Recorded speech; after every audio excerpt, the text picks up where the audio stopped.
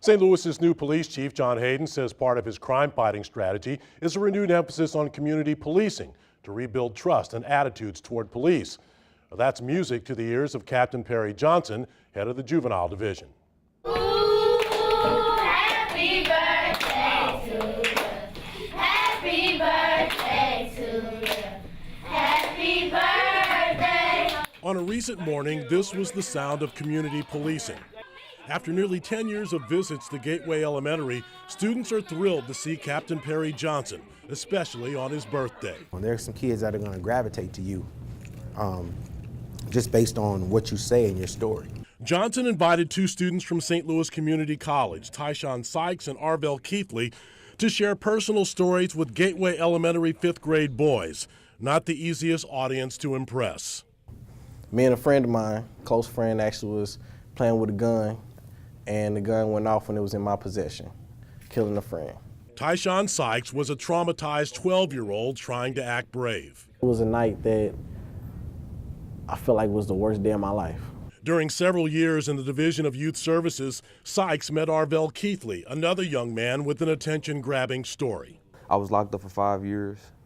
I went to jail at 15 years old. It was me and a group of friends. We decided that we were going to rob somebody. We did that. Of course, thought that we were going to get away. Got incarcerated at the age of 16 years old. Keithley and Sykes benefited from a DYS rehabilitation program and eventually met Captain Johnson, who heads up the police juvenile division. It was giving them an opportunity to give back and to feel accomplished and to let them know that they are valued and they're a valued asset to this community. It's taking young men and giving them an opportunity and putting them in a situation to tell their stories and influence others, to reach the kids that I can't reach. Captain Johnson has been coming to Gateway Elementary School for 9 years.